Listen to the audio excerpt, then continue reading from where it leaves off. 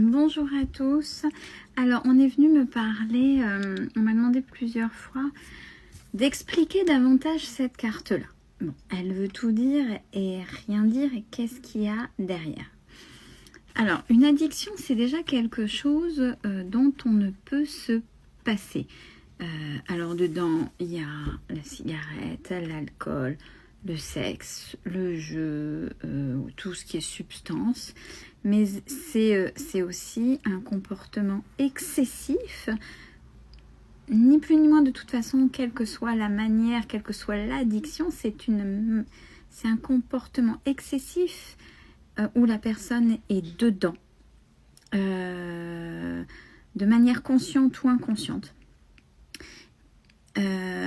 Pour ne pas se confronter à une certaine réalité de sa vie, ou confrontée à des domaines, des blessures, des choses qu'elle ne veut pas voir, des choses qui font mal. Alors, elle pourrait dire, quand c'est le sport, c'est un échappatoire. Tout en même temps, hein, un peu de tout pour ne pas avancer. Alors, il y a deux choses.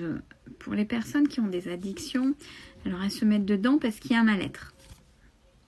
Comme tout à chacun, les personnes, alors ça peut commencer, pour certaines, c'est j'ai essayé, peu importe, hein, j'ai essayé, j'adore ça, j'y vais. Puis on voit que c'est entêtant et ça y va. Même pour le travail, hein, j'adore ce que je fais, donc j'y vais à fond. Et en fait, dès qu'il y a un problème, alors ça devient d'abord une routine. Et après, c'est dedans et ça prend de plus en plus, en quoi c'est une addiction, ça prend de plus en plus le pas sur autre chose. Et la question à se poser quand on est dedans, ou à poser à l'autre s'il y a confrontation, mais c'est, ok, pose-toi la question de ça, cette addiction-là. Alcool, clope, cigarette, jeu, drogue, travail, sport. Quand c'est pas un défouloir, attention, hein, quand c'est pas quelque chose de ponctuel, du moins ponctuel, d'occasionnel, pardon. Quand c'est pas quelque chose d'occasionnel, voilà, je parle quand c'est bien ancré, quand c'est là. C'est une addiction quand la personne ne sait pas répondre. Est-ce que tu saurais t'en passer? Est-ce que tu saurais t'en passer, et surtout combien de temps? Si la personne saurait s'en passer réellement, c'est pas une addiction. Si la personne ne sait pas s'en passer, c'est que c'est une addiction. Après, derrière peut en découler plein de choses. Un comportement agressif, et là dans tous les domaines. Dans tous les domaines. Le travail, c'est qu'on est à fond dans le travail, et même quand on sort du travail, on est à la maison et la tête est dans le travail et peur avec ce qui se passe à la maison. Donc peut-être que ça a à voir, ce truc addictif du travail, c'est pour ne pas penser à ce qui se passe. Donc travail. Le sport, c'est peut-être au point de... alors au départ, c'est un défouloir, ça fait du bien. C'est même plus un entretien parce que là, c'est vraiment quelque chose. Mais ça vient tel que, à un moment donné, le mental est plus important que le corps, parce que quand c'est trop, et de toute façon parce que c'est en ça, ou quelle que soit l'addiction, où vous allez avoir où il va y avoir, que ce soit vous ou une personne à qui vous pensez, le retour de bâton, c'est que c'est tellement intense que quand c'est pas juste, même pour le sport, les drogues, même les jeux, hein, parce que c'est tellement entêtant, c'est le corps et l'esprit qui dérapent. Quand c'est trop de sport, à un moment donné, il y a trop de mental et le corps finira par se blesser. Le travail, c'est le travail à la maison. On pense ne plus penser à difficultés familiales, mais c'est justement, on déplace le problème, puisque quand on arrive chez soi, on a dans l'esprit du travail, on pense plus à sa vie de famille, et les moustiques sont toujours là. Donc, on emmène le travail, et à un moment donné, ce sera un moment de discorde, parce que on ne prend pas des moments pour sa femme, ses enfants, peu importe, mais au niveau familial. Quand c'est jeu, c'est pareil, ça peut rendre agressif.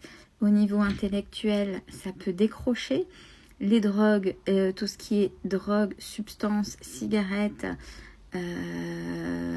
alcool, déjà, son propre corps, c'est de l'auto-sabotage, c'est une mauvaise information donnée à ses propres cellules.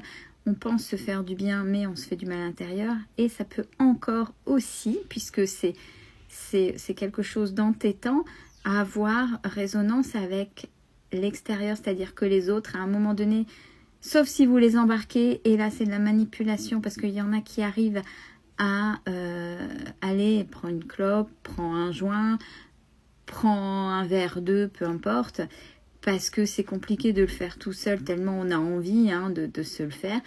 Et soit si on embarque l'autre, donc on est bien, l'effet de groupe, en plus, on pense que ça soulage, etc. Non, c'est pas ok. Parce qu'en plus de vous faire mal, vous faites mal aux autres. Quand on influence, on essaie d'influencer, imposer aux autres. Et pour certaines choses, et alors pareil pour le sexe, surtout quand on va voir l'autre, ça peut mettre à mal une famille, etc. C'est pareil. Mais tout ce qui est substance, tout ce qui est alcool, etc., on a plutôt à un moment donné des gens qui peuvent être désinhibés. Et là, ça peut rentrer dans les conflits. Alors déjà, non-respect de soi, puisqu'on est à fond dedans, on se voile quelque chose, on se confronte pas, et voilà. Et à un moment donné, c'est en face, ou volontairement ou involontairement, parce qu'on veut rester dans... Mais après, c'est la personne qui est dans les addictions. Il faut savoir que vous ne pourrez pas être sauveur, sauveuse. Ça appartient à la personne. Il y a plusieurs choses. Soit si vous voyez que cette personne dedans, quand elle est vraiment dedans à un moment donné, il n'y a plus de respect. Elle n'écoute pas. Elle essaie de prendre du pouvoir par rapport à ça. Quand vous n'allez pas dans son sens, il y a deux choses. Soit vous arrivez à... Vous savez que de lui dire en face, ça changera quelque chose. Soit, malheureusement, vous ne pouvez pas être son sauveur ou son sauveuse. C'est une personne qui finira par se retrouver seule. Seule parce que la personne qui est dans les addictions détruit son entourage. À ne pas vouloir se confronter à... Et plutôt que l'addiction soit plus adoucie pour devenir quelque chose de plus léger, quelque chose qu'on peut prendre de manière occasionnelle et de quelque chose de bienveillant. Le travail à juste titre, c'est ok. Il n'y a pas de pression, c'est ok. Et voilà, il y a une vie autour. L'alcool, quand c'est pour fêter des petites choses, c'est convivial, c'est ok. Trop, et puis après, quand c'est trop et répété tous les jours... Et qu'on tient, là, on peut se poser des problèmes. Puis après, on est désinhibé. Enfin bref. Alcool, substance, pareil. La clope. Bon, mais ça, c'est le choix des personnes qui sont dedans. Pareil pour le jeu. Ça peut être de temps en temps. Soit ça peut déconcentrer. Déconcentrer quelque chose de tous les jours. Mais ouais, c'est de la détente. Mais après, ça peut prendre le pas. Et les gens qui sont dedans... oublient aussi de faire les tâches quotidiennes. Donc, vous voyez, c'est un cercle sans fin. Donc, je ne sais pas si j'ai répondu à ce qu'on entend derrière les addictions, mais c'est très, très, très, très vaste. Et si vous êtes dedans, je ne sais pas comment vous pouvez prendre le message. Et quand on est à l'extérieur, des fois, il faut juste savoir se dire, là, de toute façon, tendre la main, la personne n'entend rien. C'est malheureusement des fois quand la personne se retrouve tout seule ou toute seule qu'elle réagira ou pas. Ça lui appartient à partir du moment où, quand on pose la question, serais-tu t'en passé? Répond non. Après, c'est son problème. Vous ne pouvez pas sauver une personne qui est dans une addiction particulière. Vous pouvez accompagner si elle le désire, si ça vaut le coup, si ça ne prend pas l'emprise sur vous. Attention. Belle fin de journée à tous.